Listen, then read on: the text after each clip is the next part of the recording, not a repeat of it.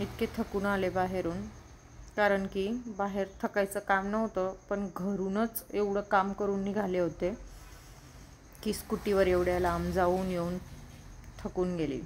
आणि घरी आल्यावर बघितलं तर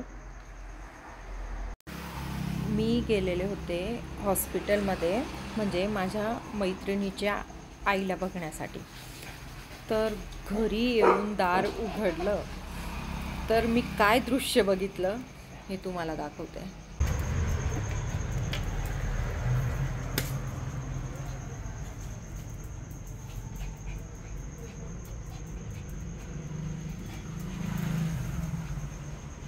एवढं नुकसान केलं आहे. हे दुसऱ्या वेळेस बनवले सोपे मी. आधी माझे दुसरे सोपे होते, नंतर हे दुसरे बनवले. आता मला घरून सांगितलं आहे, पाहुणे आले तर खाली बसवायचे, पण सोपे पुन्हा बनवून मिळणार नाही. परंतु मला बिलकुल राग नाही. माझ्या पिल्लांनी जे काय केलं, शेवट प्राणी येतो, काय फरक पडतो.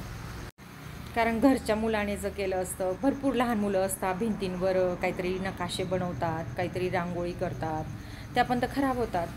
आणि तो मुका जीव आहे, त्याला कळलं असतं त्याने केलं असतं का?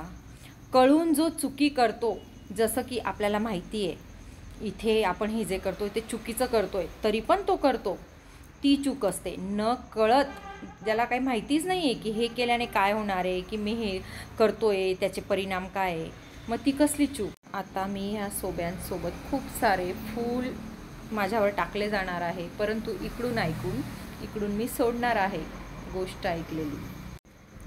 मला हसू येतंय की मी अर्धा तास पण लेट आली असती तर काय काय फाडलं असतं, कुठले कुठले सोपे घरात सोपे असते का काहीच नसतं. आणि मिस्टेक पिल्लूंची नाही. जर मी बाहेर गेली आहे तेव्हा केनील खाली होता, तर त्याने बाहेर काढायला पाहिजे होते पिल्लांना. एवढं केल्यानंतर देखील मी आधी माझं जेवण राहू देईल, त्यांच्यासाठी चपाती बनवेल. वाजले आहेत 11:30, तसं जेवण देऊन गेली होती. आणि आता ह्या राजकुमारांना आधी जेवण देईल, मग मी जेवण करेन. लोक थोडं असं केलं का माझं चप्पल तोडलं, असं तोडलं, तसं तोडलं. अरे 50-60 रुपयाची चप्पल नाही, 1000 रुपयाची 2000ची चप्पल काय सोबत घेऊन जाणार आहे. आणि अशी चप्पलवरून भांडण करणारे लोकांची मुलं आश्रमात पाठवून देतात, मग बसतात गपचूप. आणि हे सगळं कार्यक्रम केल्यावर देखील बिलकुल संताप होत नाही. ते का? कारण आता कसला मोहच उरला नाही, फक्त प्राणीप्रेम.